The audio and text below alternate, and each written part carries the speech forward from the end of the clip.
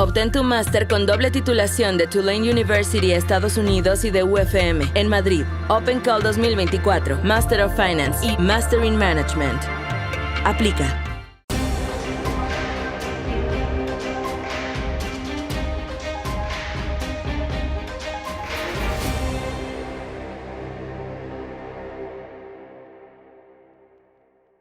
La segunda vuelta de las elecciones francesas han dejado sorpresas y sobre todo mucha más incertidumbre. Cuando miramos lo que está ocurriendo en Europa, claramente se puede ver la polarización de la sociedad. En el caso de las elecciones francesas, ante el avance de la derecha radical de Le Pen, lo que se generó inmediatamente fue una reacción por parte del resto de los partidos para crear una especie de frente, eso que se llama cordón sanitario. Ese cordón sanitario resulta que en vez de encumbrar a Macron, aparentemente el centro, lo que ha hecho ha sido encumbrar a la ultraizquierda liderada por Mélenchon, que es, además no hace falta ni siquiera debatirlo, que es una persona que es comunista y profundamente antisemita en todos sus mensajes. Y claro, es interesante ver cómo la narrativa en el mercado y la narrativa en la prensa ignora el hecho de que se está generando un blanqueamiento de los postulados de la ultraizquierda. ¿Y cuál es el gran problema de Francia? El problema de Francia, mis queridos amigos, no es la ultraderecha. El problema de Francia es el socialismo. Y el problema de Francia es que no tiene un presupuesto equilibrado desde finales de los años 70. Cada partido que llega, cada presidente que llega, mantiene un déficit completamente injustificado en un Estado que además es uno de los más grandes del mundo. Pesa más del 58% del Producto Interior Bruto. Desde luego Francia no está en estancamiento con elevada polarización y con un descontento como el que se percibe en los diferentes procesos electorales por lo que llaman austeridad, sino todo lo contrario. Francia no ha tenido ningún tipo de austeridad.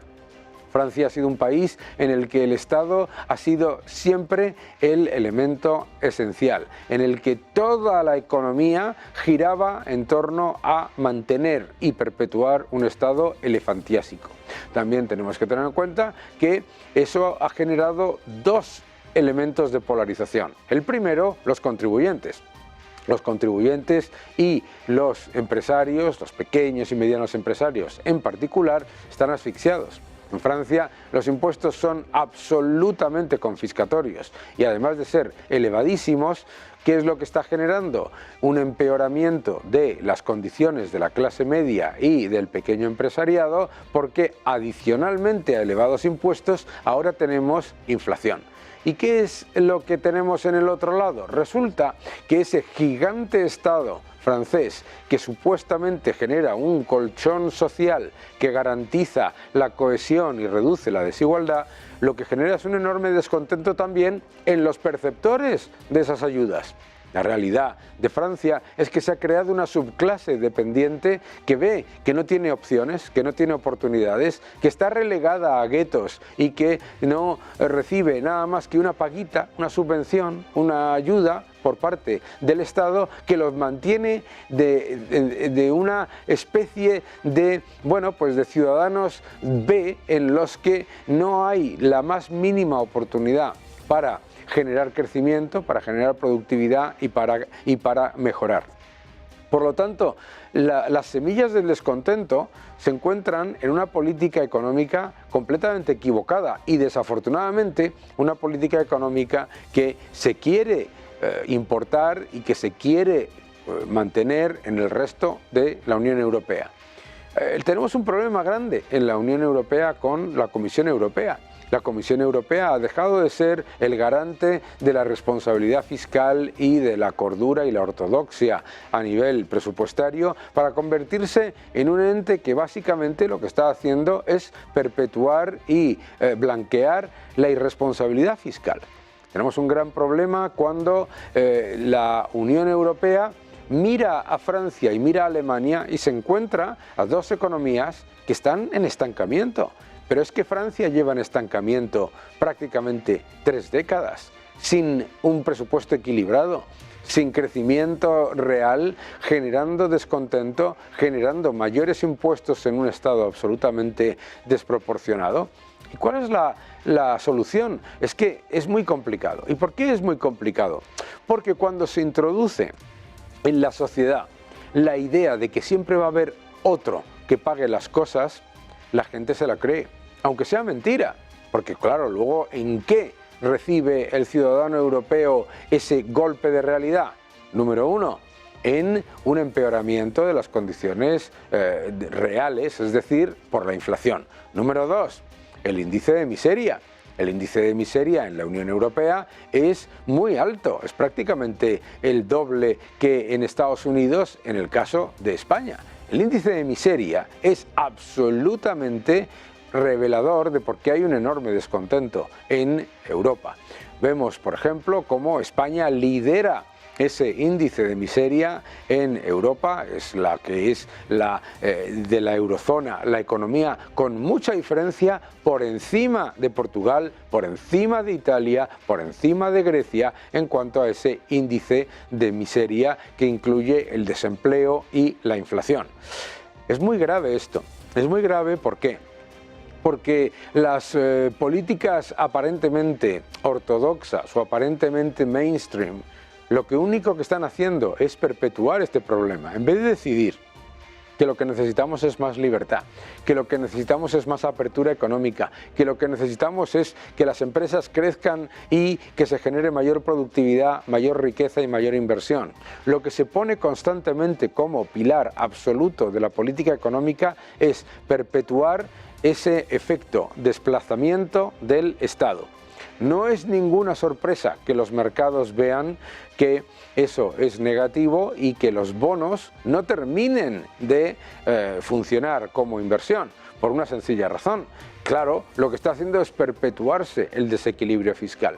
Y las crisis financieras, lo que es la crisis de deuda, no viene por unas elecciones, porque haya ganado un partido A o un partido B, sino por la acumulación de riesgo durante muchos años. La acumulación de riesgo, en el caso de Francia, en el caso de los países europeos, en particular de los países del sur de Europa, es muy elevada. Francia ha saltado ahora por un proceso electoral y todo el mundo se está fijando en la altísima deuda de Francia y el alto déficit. ¿Por qué? Porque las opciones que hay y que se han presentado en las elecciones han sido más deuda y más déficit, mucha más deuda y mucho más déficit, muchísima más deuda o muchísimo más déficit. Esas son las opciones. Es increíble. Ahora, lo alucinante es que la Unión Europea y la Comisión Europea ni están ni se les espera.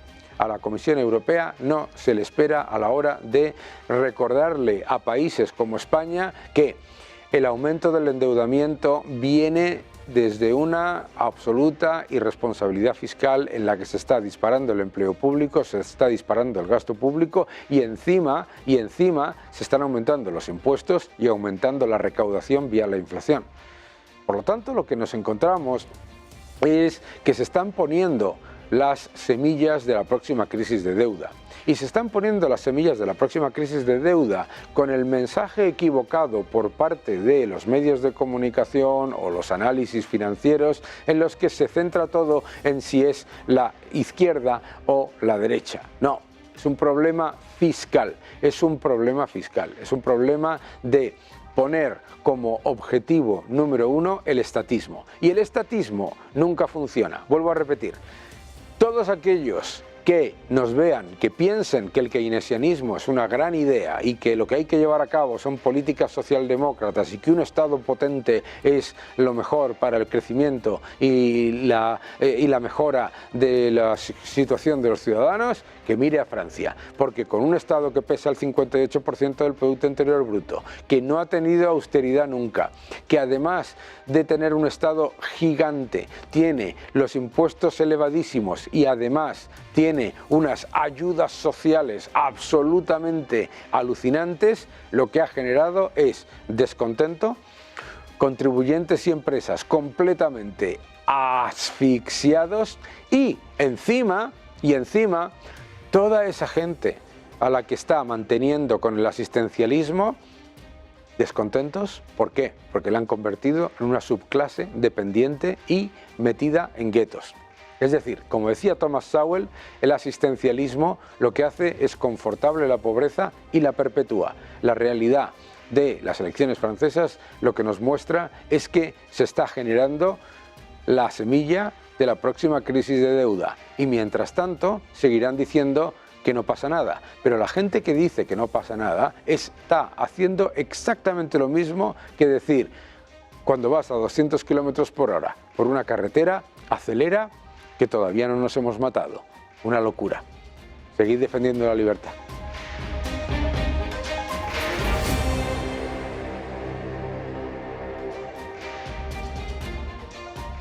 Nos enfrentamos a una segunda mitad del año en cuanto a mercados con una clarísima visión alcista. Los inversores ven el entorno macroeconómico y digamos que ignoran los riesgos, miran las oportunidades, los resultados empresariales no han sido malos y desde luego la política monetaria está en el centro de la atención de los inversores. Esa es la clave al final. Para hablar de todo ello tenemos aquí a mi buen amigo Gustavo Martínez. ¿Cómo estás, Gustavo? Muy bien. Un gusto que estés aquí como siempre en tu casa. Gracias. Muy bien. Oye, vamos a hablar un poco de todo esto, porque estamos teniendo aquí elecciones, ¿no? Estamos viendo una oleada de socialismo por todos lados, ¿no? Y el mercado parece como ignorar los riesgos de la acumulación de deuda, el aumento de los déficits, etcétera. ¿Cómo ves tú eso y cómo nos preparamos si hay algún tipo de riesgo que se vaya acumulando? Bueno, el mercado, no todo el mercado, Daniel, porque el oro está en máximos. Ya, o sea, claro. El oro es un termómetro contra la potencial inflación que nos viene, ¿no? Yo creo que hay una parte del mercado que sí que descuenta que el mundo tiene que funcionar con represión financiera, y esto es inflación por encima de tipos de interés y además una inflación estructural que se antoja más elevada de lo que el Banco Central Europeo persigue como objetivo de la inflación, que es ese famoso 2% inexistente, ¿no? Claro. Porque no va a pasar, ¿no? Eso no va a pasar. Yo soy optimista en cuanto a los mercados a corto plazo porque es obvio, no hay ningún obstáculo así a primera vista y aunque tampoco haya catalizadores claros, tú lo has dicho ahora, los resultados empresariales han sido más o menos buenos y los tipos de interés lo normal es que sigan bajando. En Europa ya han empezado a bajar, la Reserva Federal ya anticipa bajadas de 1 o 2 veces este año y en septiembre ya la probabilidad de que se bajen tipos de interés es un 70%, ¿no? Entonces esto es bueno para los mercados que son muy cortoplacistas, muy intervencionistas, a favor de la intervención, ¿no? Sobre todo los tipos de interés. Y al medio largo plazo pues sí que veremos correcciones fuertes y duras, ¿no? Y ajustes importantes, ¿no? Claro, porque el mercado ahora mismo lo que está descontando es que entre el exceso monetario del pasado y el exceso fiscal actual, lo que va a venir en el futuro va a ser mayor intervención monetaria y eso al final pues eleva los múltiplos a los que cotizan las acciones, etcétera. Hablabas hace un momento del oro, el oro a máximos y los bonos, sin embargo, tienen un año bastante malo después de 2 años también bastante malos, ¿no?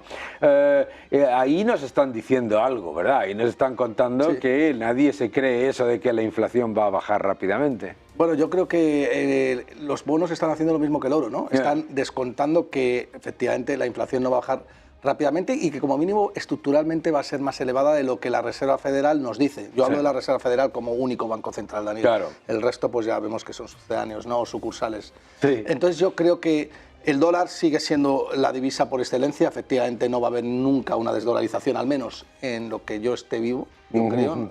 Pero es obvio que cada vez aquellos que decidan tener dólares y ahorrar en dólares pues se van a empobrecer más rápidamente, ¿no? Yo calculo que a un ritmo de un 3% anual. Esto es prácticamente perder el 50% del poder adquisitivo en 20 años, ¿no? Sí. Entonces, el oro obviamente lo descuenta y la renta fija, que va siempre por delante del mercado, no como el mainstream piensa, dice, no, es que a ver cuando rebaja los tipos de interés de la FED. Mira, es la letra del Tesoro a 3 meses la que te está diciendo dónde la Reserva Federal va a colocar los tipos de interés, porque al final la Reserva Federal son 19 personas que se plegan a lo que dice el mercado, que es realmente quien te ha hecho el research ya por adelantado, ¿no? Entonces, es obvio que, fíjate que estamos en una coyuntura un poco extraña, en tanto en cuanto todas las bolsas están en máximos históricos, es decir, el apetito por el riesgo está en máximos históricos, pero es que la aversión por el riesgo reflejada por el oro y la renta fija, estando los bonos en mínimos, o como tú bien has dicho, 2 años malos, que no suben de precio, pero el oro en máximos históricos también, es decir, la aversión por el riesgo también en máximos históricos. Claro. Hay una partida de ajedrez que es claramente, bueno, es una partida bastante difícil de dilucidar, pero yo creo que al final la renta fija y el oro van a llevar razón. Sí. La renta variable, pues mira, no pasa nada porque las 4 compañías que tiran del Standard & Poor's 500 corrijan, van a seguir siendo grandes compañías, pero es obvio que a los múltiplos a los que cotiza el Standard & Poor's 500 es una exageración, ¿no? Claro, lo que está haciendo el mercado y lo que te está poniendo encima de la mesa es que tienes un entorno en el que la pérdida del poder adquisitivo de la moneda va a continuar y al aumentar la pérdida de poder adquisitivo está también elevándose los múltiplos a los que se van a cotizar las acciones. Pero me parece interesante lo que acabas de comentar sobre el oro y sobre el dólar, porque lo que realmente estamos viendo es una destrucción monetaria en toda regla, en todo el mercado, ¿no? Sí. Claro, el dólar se mantiene relativamente fuerte con respecto al resto de las monedas, pero claro, el dólar pierde poder adquisitivo con respecto a sí mismo.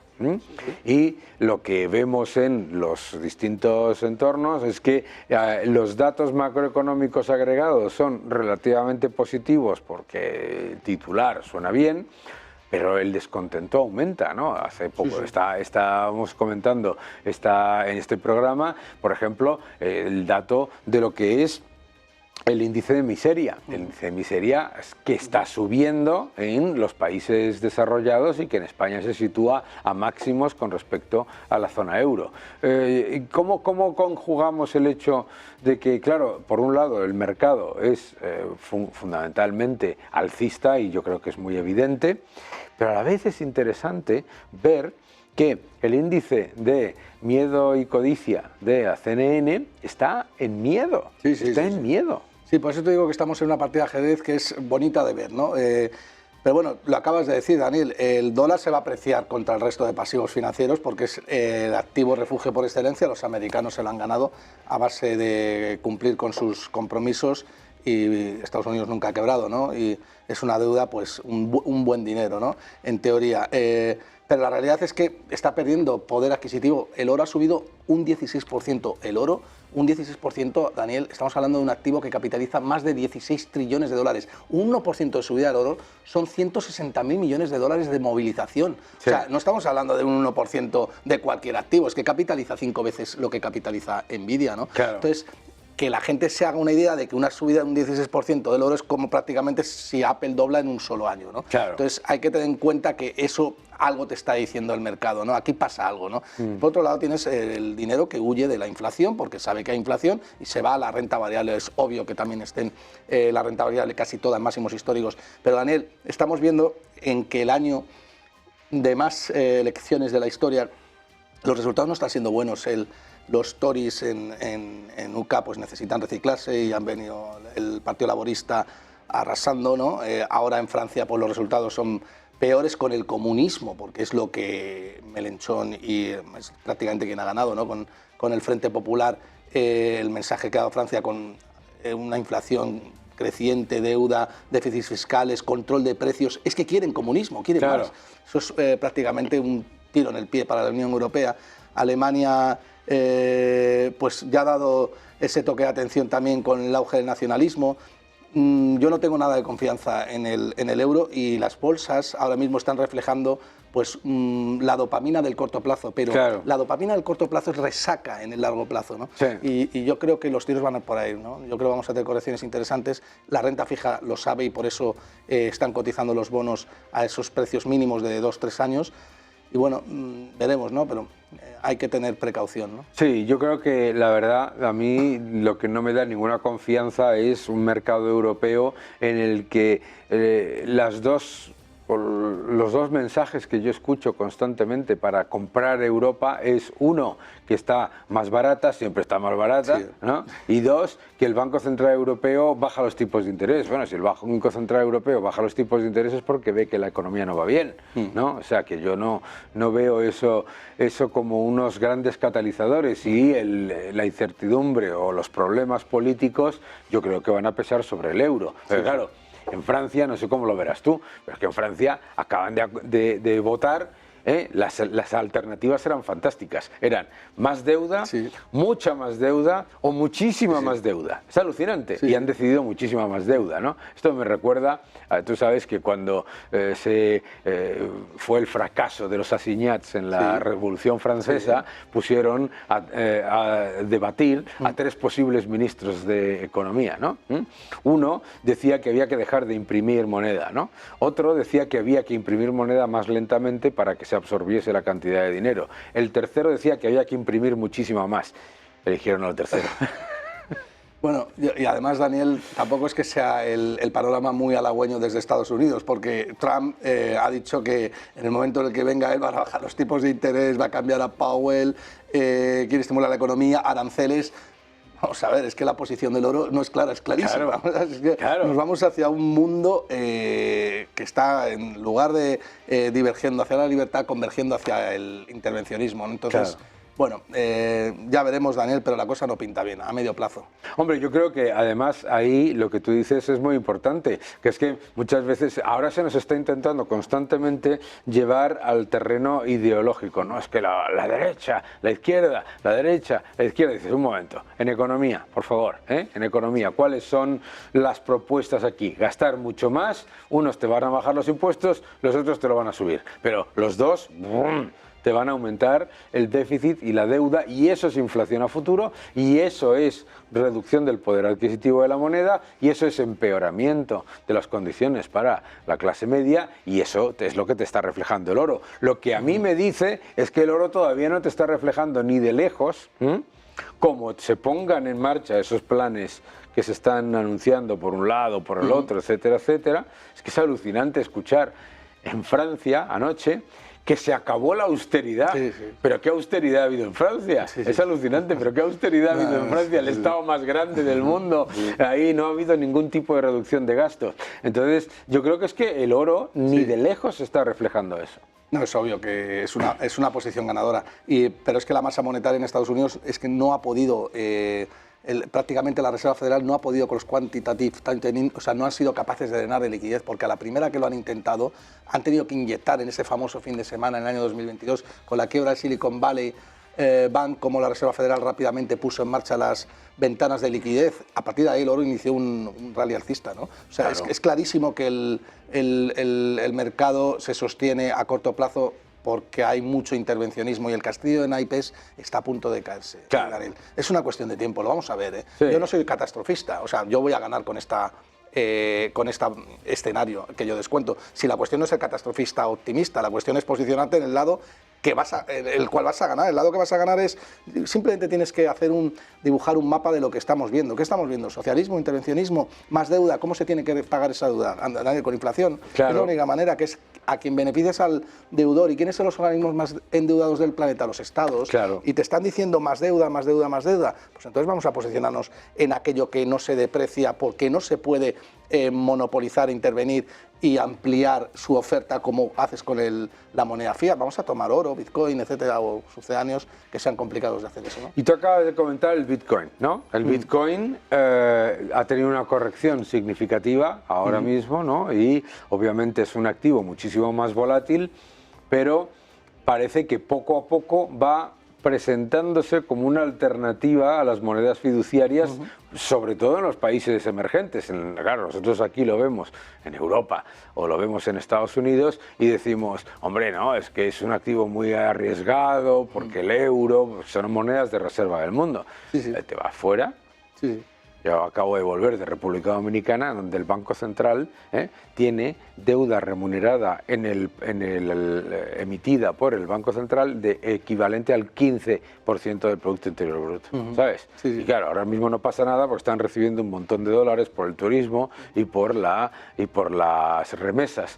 Pero imagínate en el momento en el que eso simplemente se dé la vuelta un poquito. Entonces, la utilización del Bitcoin en las economías emergentes, yo creo que es no solamente creciente, sino exponencial. Sí, sí.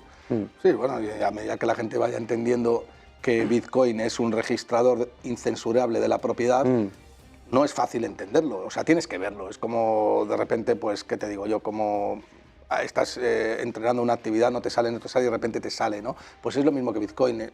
Dices, bueno, ¿esto cómo va a sustituir la moneda fiat? Realmente, pero tampoco necesitas que sustituya la moneda fiat, ¿no? La gente, el mercado quiere moneda fiat para el corto plazo, pero lo que tiene que entender la gente es que la moneda fiat es útil siempre y cuando no se deprecie de esa manera, y eso es imposible, ¿no? Entonces, bueno, Bitcoin te puede ayudar a que tú seas una persona privada, ¿no? Sí. Y que protejas tu libertad.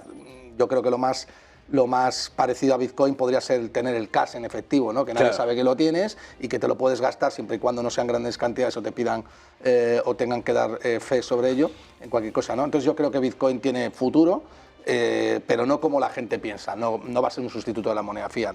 Creo que va a ser un complementario y ni de coña, perdóname la expresión, Daniel, va a ser sustituto del oro. O sea, bueno, claro. Pero mucha gente lo dice, ¿no? Es que la gente, hay como una competición montada en las redes sociales de Bitcoin u oro. No, hombre, no es Bitcoin u oro, es Bitcoin y oro, porque son activos distintos y tiene que entender usted eso, ¿no? No tiene nada que ver, claro, porque eso sí que no lo entiendo. Yo no entiendo por qué se plantea la idea de Bitcoin u oro. Yo creo que es Bitcoin y oro o renta fija y moneda fiduciaria, que al final es lo mismo. Exactamente. Al final es lo mismo. Sí, sí, es lo mismo. Claro, yo creo que eso es normal. Lo que sí que me parece que es importante es la separación del Bitcoin con respecto al resto de las criptomonedas. Hay una grandísima, ya es un activo en sí mismo, ¿no? Sí, sí. Sí, bueno, las criptodivisas están ahí porque tratan de desbancar a Bitcoin, que tiene esa ventaja competitiva de ser tener una oferta completamente rígida y por tanto al llegar el primero, pues ese moat es prácticamente inquebrantable. Sí. El resto de criptodivisas, al tener algo de cotización, están intentando aportar pues alguna cosa, algún elemento diferencial, pues dependiendo de la criptodivisa, pues Monero, por ejemplo, te aporta privacidad, la otra pagar más rápido, lo que sea, ¿no? Intentan competir contra Bitcoin, pero yo creo que al final el resto de criptodivisas van a desaparecer clarísimamente y se va a quedar Bitcoin, que es realmente... Por lo menos la gran mayoría. La gran mayoría. Sí, además... el mercado tiene que entender que los activos se valoran por su escasez, ¿no? Claro. O sea, si Bitcoin no fuera escaso, Daniel, ¿qué más da que sea digital, que sea privado? Porque el mercado no lo valoraría, ¿no? Claro. Pues hay activos que son más valiosos que Bitcoin, por ejemplo, el aire, es abundante y por tanto no vale nada, o el agua, entre comillas, ¿no?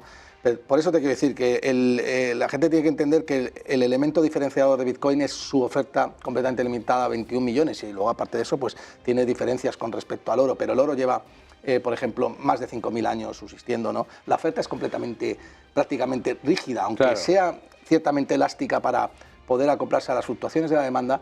Se estima, de los 200.000 toneladas que ya hay en la Tierra, se estima que hay 50.000 por descubrir, ¿no? Y entonces... podría ser que la oferta aumentara de oro, pero ya es un poco ficción, ¿no? Hay gente que dice, no, es que puede haber un meteorito que traiga oro, o dentro del océano se puede descubrir oro, ya, bueno, y si mi abuela tuviera ruedas sería una bici, ¿no? Sí. O sea, háblame de cosas que podamos medir de alguna manera, ¿no? Como los analistas tenemos que medir, ¿no? Continuamente, ¿no? Claro, yo creo que además ahí el tema del oro es, primero, que tienes la evidencia empírica cuando hay una crisis o un problema de verdad. Oye, podrás decir todo lo que quieras sobre el oro, pero si necesitas comprar comida, puedes intercambiarlo por oro. Si no, eso no lo puedes intercambiar por bonos del Estado. Y yo creo que también la otra parte de eso es, claro, el activo de los bancos centrales se está deteriorando porque, claro, los bonos que atesoran, su precio está cayendo o no está subiendo. Entonces tienen que comprar más oro. Y lo que estamos viendo es una demanda de oro por parte de los bancos centrales absolutamente no vista en años, ¿no? Sobre todo aquellos que quieren competir contra Estados Unidos. Claro. Estados Unidos tiene entre 8.000 y 9.000 toneladas de oro, China tiene 3.000, pero China se ha puesto las pilas y ha entendido que la única manera que tiene de competir contra Estados Unidos es fortaleciendo el balance del Banco Central, no hay otra. Si tú controlas o tienes poder económico sobre tu divisa, es decir, consigues que el mercado confíe en tu divisa y para eso tus pasivos tienen que estar respaldados por activos de alta calidad, entonces podrás competir contra Estados Unidos, porque Estados Unidos es todo confianza, ¿no? ¿Qué pasa China? Pues que en cuanto Estados Unidos quiere, manda el yuan a mínimos históricos, como ha hecho. Estados Unidos ha creado inflación para destruir el resto de divisas mundiales. Claro. Es una de las cosas que hemos visto. O sea, hay una guerra de divisas, las guerras mundiales se libran así ahora. Claro. Y eso es lo que los chinos han percibido con bastante inteligencia y han dicho, pues vamos a fortalecer el Banco Central. Y han comprado 1.000 toneladas en un año y pico, ¿no? Efectivamente. Y yo creo que va a seguir. Ahora han parado un poco, pero va a seguir, ¿no? Absolutamente. Hay que protegerse, mis queridos amigos, hay que protegerse para tener una rentabilidad, pero también para combatir la inflación, esa inflación que está aumentando. Estará en términos interanuales reduciéndose, pero está aumentando en términos de inflación acumulativa, que es lo que es la inflación. Gustavo, muchísimas gracias por unirte al programa, un placer, ya sabes que estás en tu casa, y a todos ustedes nos vemos en unos segundos.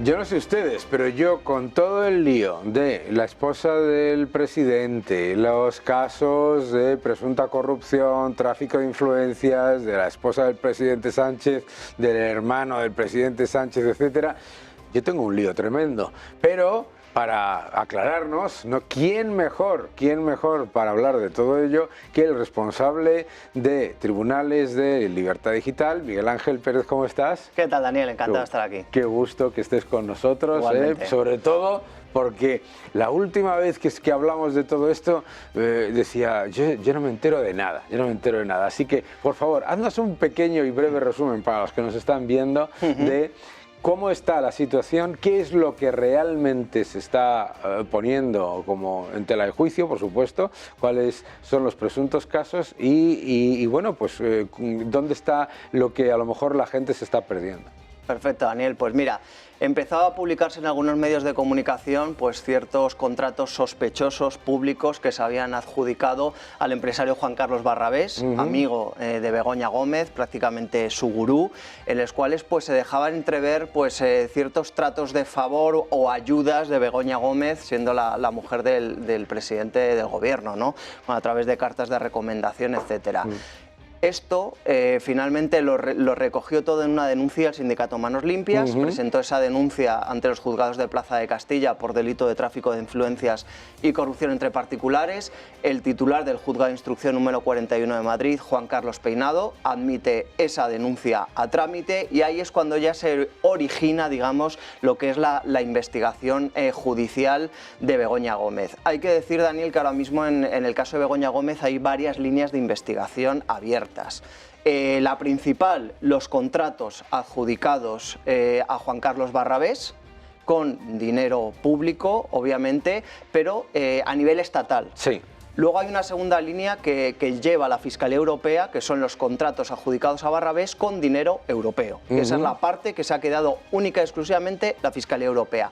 Pero es que en este caso Begoña Gómez, Daniel, también hay otras líneas de investigación abiertas, por ejemplo, el rescate que se concedió a Globalia por parte del gobierno de Pedro Sánchez de más de 600 millones de euros y también lo que se ya ha calificado como la rama de la Complutense. Sí. ¿Qué engloba esta rama de la Complutense? Pues entre otras cosas los máster y la cátedra extraordinaria que se dio desde la Universidad Complutense a Begoña Gómez, a pesar de que no reunía los requisitos de trabajar en la Complutense, de ser licenciada, de ser doctorada, se le concedió una cátedra extraordinaria de forma completamente extraordinaria. Pero es que hay más en la rama de la Complutense, porque también se elaboró una aplicación informática en la Universidad Complutense, se culminó con una adjudicación con dinero público y luego cogió Begoña Gómez y puso esa aplicación informática a su nombre. Ya. Si nosotros leemos lo que dice la prensa más cercana al gobierno, ¿de acuerdo? Voy a hacer un poquito de, digamos, abogado del diablo, ¿vale? Se dice lo siguiente. Número 1. Todas esas acusaciones vienen de titulares creados por la prensa y por lo tanto no deberían haberse aceptado por parte del juez y se debería haber archivado el caso inmediatamente, ¿no? Número 2. Que ella lo único que está haciendo es llevar a cabo su actividad profesional, ¿no? Número 3, que ella no ha hecho cartas de recomendación, sino unas cartas de intención que no fueron consideradas en cualquier caso en el proceso de concesión de esos fondos públicos. ¿Cómo lo respondes punto por punto? Pues vamos por punto a punto, Daniel. El primero, dice, no, es que es una denuncia de un pseudo sindicato de ultraderecha, mega extrema derecha. Bueno, lo primero hay que decir, esto es un juzgado de instrucción de primera instancia. Para que se abra un procedimiento judicial, el juez tiene que apreciar indicios de delito y tener lo que se llama la noticia criminis. Ya. La noticia criminis la recoge el sindicato Manos Limpias con esos titulares de información y el juez considera que hay suficientes indicios para tirar para adelante.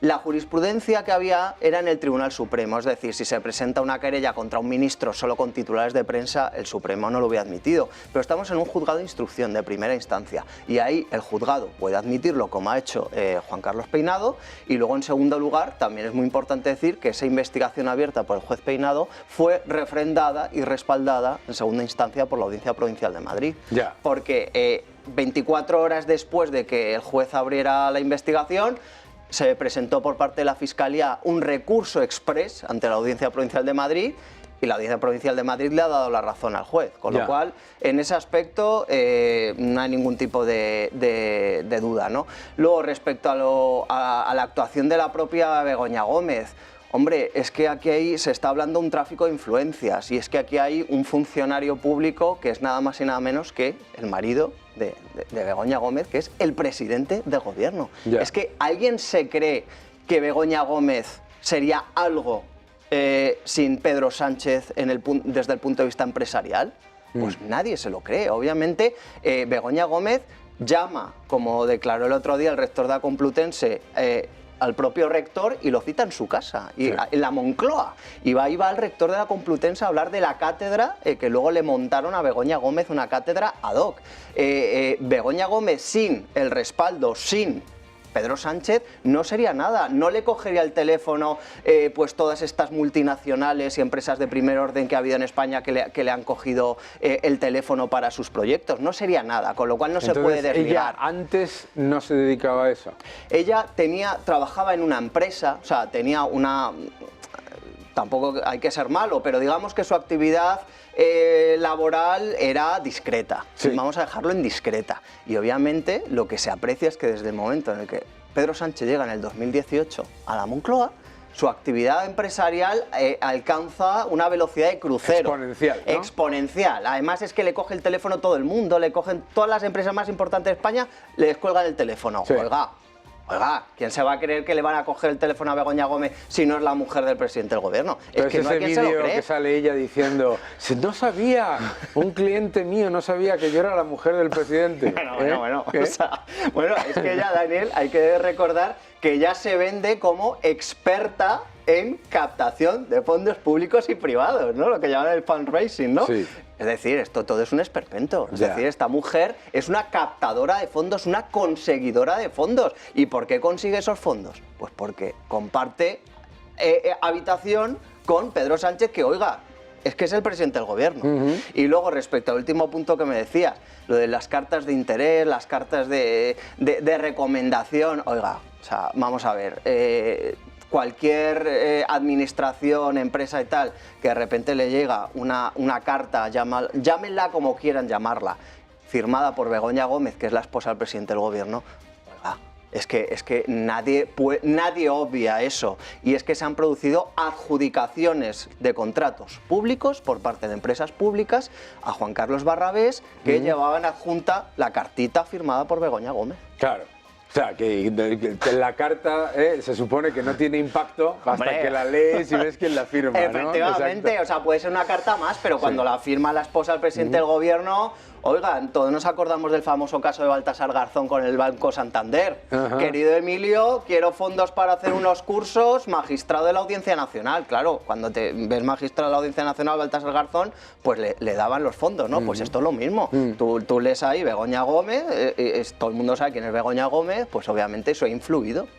Y cuando en un país en el que se pone tanto en solfa el tema de la corrupción, el tráfico de influencias, y además se le añade este país en el que parece que es que la gente habla como si fuese inspector de Hacienda, ¿no? A ver cuánto se recauda, no sé qué, tal, todo el día. Aparece el hermano de Sánchez, ¿no? A mí esto me fascina. A mí lo del hermano de Sánchez me fascina, porque este señor tiene residencia fiscal en Portugal, pero tiene todos sus ingresos en España, trabaja en España, ¿eso es así? Sí. O sea, es que, claro, es que al final es un modus operandi, una forma de actuar que tiene toda la familia, ¿no? Entonces, claro, aquí aparece una segunda persona en escena, que es el hermano de Pedro Sánchez, que se ha abierto otra investigación judicial por varios delitos contra el hermano de Pedro Sánchez y también contra el de la Diputación de Badajoz, o sea, el presidente de la Diputación de Badajoz socialista. Es decir, es otra trama paralela, en el cual pues, se le ha dado un trato de favor a este hombre, el cual residía en Portugal, a efectos fiscales, etcétera, y todo ello porque es el hermano de Pedro Sánchez. Entonces, al final, ¿cuál es el epicentro de todos los presuntos casos de corrupción? Pedro Sánchez. Claro. Pedro Sánchez, de ahí salen todas las ramificaciones. Al final, hablas del caso Ábalos, de la trama Koldo, de Globalia y tal. Al final, cuando empiezas a rascar, al final el que aparece es Pedro Sánchez. Y por eso hay tanta preocupación, Daniel, en el Partido Socialista, en el gobierno de la Moncloa, con estos asuntos, porque son satélites y al final el planeta es Pedro Sánchez. Entonces, claro, empiezan a rascar y al final saben que esto puede acabar con Pedro Sánchez. Una cosa, y yo he leído que además todos estos casos, el caso Koldo, el caso Ábalos, el caso Begoña y el del hermano, tienen algún tipo de nexo de unión, o sea, que no son independientes, ¿no? Eso es. Sí, efectivamente, Daniel. Hay una figura muy importante en todos esos casos que es el nexo, que se llama Víctor de Aldama. Víctor de Aldama era un empresario, el llamado comisionista, y resulta que Víctor de Aldama enlaza todas las tramas. O sea, tiene conexiones en Portugal, donde aparecen cosas del hermano de Pedro Sánchez, tiene relación directa con Begoña Gómez, y claro, obviamente también tiene relación directa con todo lo que son los personajes de la trama Koldo. Es decir, la cohesión de todo, el pegamento de todo es Víctor de Aldama. Y es muy importante destacar esto, Daniel, porque obviamente la UCO intervino en los dispositivos telefónicos de Víctor de Aldama, los está analizando y veremos qué información sale de ese teléfono móvil, porque es que de ese teléfono móvil se puede nutrir información todos los casos judiciales que hay ahora mismo en curso contra el Partido Socialista y Pedro Sánchez. ¿Y qué son cuántos? Pues podríamos hablar de la trama Koldo, del caso de Begoña Gómez, el caso del hermano. Esos son los tres principales. Luego ha habido otros que han ido quedando por el camino. En distintos juzgados, efectivamente, ¿verdad? En la Audiencia Nacional la trama Koldo, que lo lleva el juez Ismael Moreno. Luego el del hermano de Pedro Sánchez está en un juzgado de Badajoz, y luego en el juzgado de Instrucción 41 de Madrid, que es el de Juan Carlos Peinado. Ahí es donde está el caso de Begoña Gómez. Ah, ok, perfecto. Bueno, yo, por lo menos no sé ustedes, pero yo me he enterado un poco más, Yo me he enterado un poco más. Esto es... ¿Y por qué es esto importante? A mí me parece que es importante enterarse de todo esto porque cuando hablamos de seguridad jurídica, cuando hablamos de mercados, cuando hablamos de inversión, etcétera, pues todas estas cosas afectan. todas estas cosas afectan, es muy importante para cualquiera, vamos, yo es que alucino con todo lo que nos estás contando, entre otras cosas, porque claro, es que yo, que he vivido en Reino Unido, Estados Unidos, o sea, yo me acuerdo de los titulares, ríos y ríos y ríos de tinta sobre Cherie Blair, por ejemplo, por cosas que no se parecen... Nimiedades. Vamos, ni de lejos a lo que nos estás contando, es que estoy flipando. Oye, muchísimas gracias, ya sabes que estás en tu casa para cuando quieras. A medida que esto vaya avanzando, te queremos ver aquí para explicárnoslo. Claro, por supuesto, Daniel, porque en próximos días hay que recordar que va a declarar el empresario Juan Carlos Barrabés, que es la mano derecha de Begoña Gómez, y el día 19 vuelve Begoña Gómez a declarar después de que el otro día no lo hiciera, o sea que va a estar importante. Madre mía, bueno, pues ya sabes dónde tienes que venir a contárnoslo. Perfecto, Muchísimas Daniel, gracias y un fuerte abrazo. Igualmente. Y nosotros nos vemos ahora en unos segundos.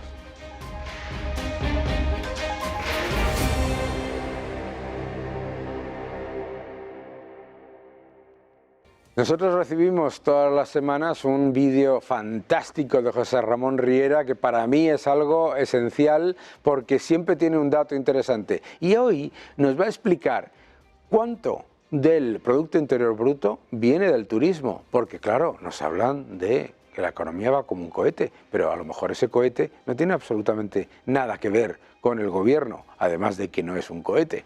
Vamos a verlo. Hola Daniel, hoy para Amonia Márquez quiero hablar de algo que no se suele hablar demasiado, pero es tremendamente importante para la economía española, que es el turismo.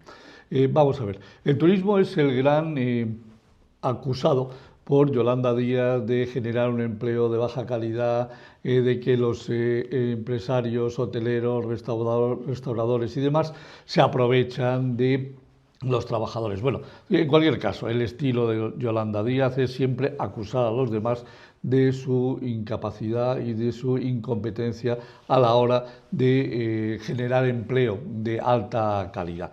Yo no me voy a meter con el empleo, lo que quiero hablar es exactamente de cómo está evolucionando el turismo, de cómo nos ha ido afectando cuando la pandemia se produjo, prácticamente que no tuvimos ingresos, ¿en qué situación estamos en estos momentos?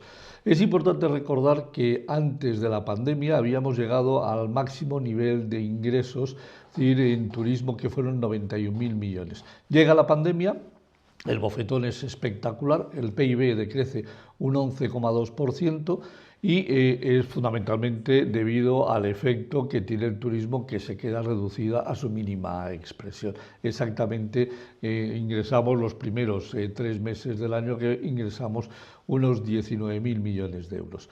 2021 empieza a recuperarse, pero está muy lejos, y por eso la recuperación del PIB es muy baja en comparación con la gran caída del 11,2%. Solo crecemos un 5,5%, en el 22 las cifras empiezan otra vez de nuevo a subir, y en el 23 es cuando se alcanza la mayor cifra de negocios de ingresos, con 109.000 millones de euros. Bien, este año, a cierre del mes de mayo, tenemos ya la cifra de ingresos por turismo, que son de 43.000 millones y crecen un 22%. Si extrapolásemos esa cifra a finales de año y se mantuviese el crecimiento, terminaríamos con unos ingresos de 135.000 millones de euros, en definitiva 26.000 millones de euros más de ingresos. Como el PIB nominal que tiene previsto en estos momentos y el enviado a Bruselas supone un incremento de 81.000 millones de euros, ¿qué significa? Que si se cumplen las cifras de turismo, el PIB nominal va a crecer un 32%, que es lo mismo que decir que se va a llevar el 32% del crecimiento del Producto Interior Bruto a precios reales. Es decir, todavía desde el gobierno, en la Moncloa, no se han enterado que el turismo este año va a tener un efecto en el crecimiento del 32%. Esto no lo cuenta nadie, nadie hace los cálculos. ¿Y qué hace el ministro de Industria y Turismo? Nada, ¿sí? Porque nada hacen para desarrollar el turismo que tenemos en nuestro país, ni siquiera para plantearse ¿Qué deberíamos hacer para generar un turismo todavía de más alta calidad, que se dejase todavía más dinero del que se deja? Aquí solo piensan en el turismo, afortunadamente, los consejeros de turismo de cada una de las comunidades, que ellos sí que ven el efecto que tiene directamente sobre su Producto Interior Bruto. Eso sí, los de Cataluña parece que tienen el sentido común completamente torcido, porque no les interesa absolutamente nada. Y cuanto más de izquierda son, más manifestaciones tienen en contra del turismo. En cualquier caso, dato muy claro, del 2,4% que tiene previsto este año el crecer el Producto Interior Bruto, es decir, casi 0,7% de ese 2,4% va a ser gracias al turismo. Nos vemos en el próximo vídeo, Daniel.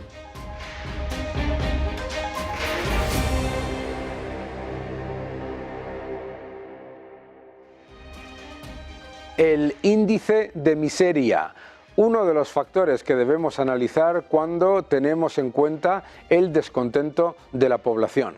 Vamos a ver unos cuantos gráficos y entenderemos, yo creo, mejor por qué, con datos agregados de la economía que parecen relativamente robustos, lo que en realidad tenemos es un entorno realmente complicado. Aquí lo veis, por ejemplo, en Estados Unidos. Bien, el índice de miseria, que mide la inflación más el desempleo, lleva aumentando más de un año. Llegó a un mínimo en el año 2023, alrededor de julio, pero ojo, ese mínimo era mucho más alto que los niveles previos a la pandemia. En los niveles previos a la pandemia el índice de miseria se situaba en el 5,4, el 5,5 aproximadamente. Llegó a un mínimo en el año 2023 del 6,8% y ahora está en el 7,4%. Eso es la realidad que percibe el ciudadano. Le podrás decir al ciudadano que si el PIB crece X, le podrás decir al ciudadano que la economía es la mejor del mundo, pero lo que está percibiendo es que es más pobre. Y ese aumento que estamos viendo, lo que demuestra también es que el gigantesco estímulo fiscal y monetario implementado antes para ese concepto de apoyar a la economía, lo que ha hecho ha sido empobrecer a los ciudadanos. Después de 4 años de recuperación, el índice de miseria está prácticamente un 25-20% por encima de los niveles a los que estaba previos a la pandemia en el periodo en 2017 a 2019. Vamos al siguiente gráfico que nos explica lo que está pasando en la Unión Europea, porque en la Unión Europea el índice de miseria, mis queridos amigos, es absolutamente alucinante, alucinante. Pero es que vamos a ver quién es el líder en la eurozona en el índice de miseria. España es líder en índice de miseria en la eurozona. No solamente es líder, sino por una diferencia muy importante. Ahí lo podéis ver. Más del 15% de índice de miseria, ojo, y si lo vemos comparado con Grecia, con Portugal, muy por encima. Y subiendo, además, subiendo, porque en otros países está bajando el índice de miseria. ¿Por qué? Porque está bajando el desempleo y está bajando la inflación. Resulta que en España no solamente no está bajando el desempleo, incluyendo todo el maquillaje que quieran en el gobierno, sino que además lo que está pasando es que está la inflación por encima de la media de la eurozona. No solamente tenemos un índice de miseria superior a la media de la eurozona y a la media de la Unión Europea, sino muy superior al de Italia, Grecia o Portugal, para que luego digan eso del cohete, etcétera, etcétera. Bien, vamos al siguiente gráfico porque nos explica bastantes más cosas sobre Estados Unidos. En Estados Unidos hemos escuchado un enfado por parte de los demócratas con respecto a la percepción de la economía. ¿Y qué es lo que realmente percibe el ciudadano con respecto al mercado laboral? En este gráfico, cortesía de JP Morgan, lo que podéis ver es cómo el paro lleva un año subiendo, el paro lleva un año subiendo y no solamente no está mejorando, sino que si vamos al siguiente gráfico, en el siguiente gráfico veréis por qué los ciudadanos lo perciben de una manera tan negativa. Veréis, no solamente está subiendo desde junio, desde el año 2023 más o menos, sino que es que está por encima de los niveles a los que estaba previos a la pandemia. Y eso es importante, ¿por qué? Porque si miráis el dato de paro, la tasa de paro, el dato de la ratio de empleo sobre población, la ratio de la participación de la fuerza laboral, todos están en peor situación que antes de la pandemia, después de haber inyectado billones y billones de dólares vía déficit y vía expansión monetaria. Vamos al siguiente gráfico, que también nos explica varias cosas importantes sobre ese desempleo. Mirad, una de las cosas que dice la administración Biden es lo bien que lo ha hecho con respecto a la administración Trump, pero fijaos lo que ocurre. Oh sorpresa, resulta que el desempleo entre los afroamericanos se ha disparado en los últimos 12-14 meses. No solamente eso, sino que se ha abierto la brecha entre los afroamericanos y el resto de las razas en cuanto a desempleo. El desempleo más bajo está entre los asiáticos, pero fijaos cómo se ha abierto esa diferencia y por qué es lógico que una vicepresidenta como Kamala Harris no tenga la popularidad que muchos esperaban que tuviese entre la comunidad afroamericana. Vamos al siguiente gráfico, que también nos va a explicar varias cosas. Esto es cortesía de la Reserva Federal, que es, y claro, lo que nos encontramos es un exceso fiscal de tal calibre que no solamente se espera un aumento brutal del endeudamiento, como podéis ver ahí, la deuda se ha disparado, sino que se ha disparado el coste de la deuda. Entonces resulta que eso que llaman estímulos no solamente no ha mejorado las condiciones para los ciudadanos, como habéis visto, sino que además lo que ha hecho ha sido empeorar la situación fiscal, que significa que en el futuro pagarán más impuestos, tendrán menos salarios reales y menor crecimiento real. Mucho cuidado con todo ello. También la Reserva Federal nos explica en el próximo gráfico otro elemento que a mí me parece muy importante. Si miramos el próximo gráfico, esto es del análisis que hace la Reserva Federal cada mes, bien, pues resulta que lo que espera el mercado es que los tipos de interés se mantengan mucho más altos durante más tiempo. No solamente eso, sino que lo que podéis ver ahí es dónde deberían estar los tipos de interés comparado con la regla de Taylor, John B. Taylor, que ponía cuánto tenía que mantenerse la masa monetaria y los tipos de interés teniendo en cuenta la realidad de la inflación, el análisis según el balance, etc. Y si lo veis, está confluyendo todos alrededor de los niveles actuales. Es decir, lo que está asumiendo la Reserva Federal es que los tipos de interés se van a mantener más elevados durante más tiempo. ¿Y por qué es esto? Porque la inflación es persistente. ¿Y por qué es la inflación persistente? Por monetizar masivamente el déficit público y dedicarlo a enviar cheques a la gente y disparar la cantidad de dinero. Esa es la realidad. Y la realidad es que ahora es mucho más difícil controlar la inflación. Y esto es básicamente lo que vemos en Estados Unidos, pero vamos a seguir viendo nuestros gráficos de la semana porque este nos dice qué es lo que está pasando en China.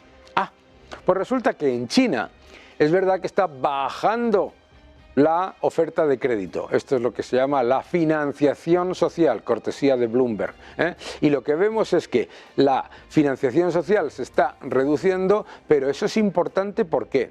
Porque no se está llevando a cabo un proceso de recuperación económica de 4,5%, 5%.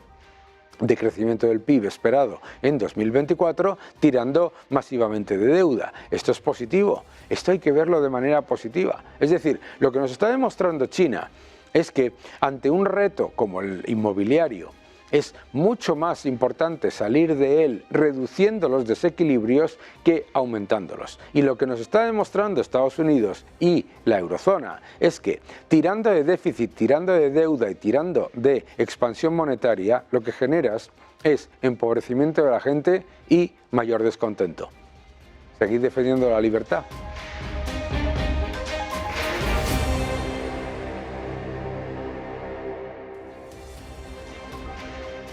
El índice de miseria, que mide la suma de la tasa de desempleo y la inflación, que lo que refleja básicamente es el nivel de empobrecimiento de los ciudadanos, está subiendo y además está reflejando ese descontento que luego percibimos en las elecciones.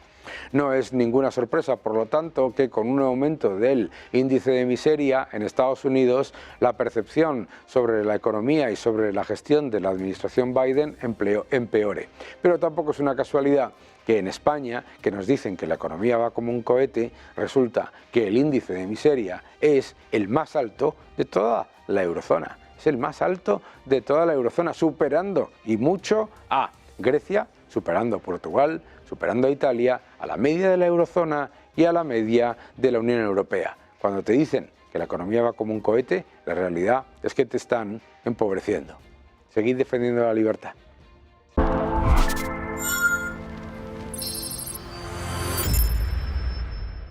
Obtén tu máster con doble titulación de Tulane University, Estados Unidos y de UFM en Madrid. Open Call 2024, Master of Finance y Master in Management. Aplica.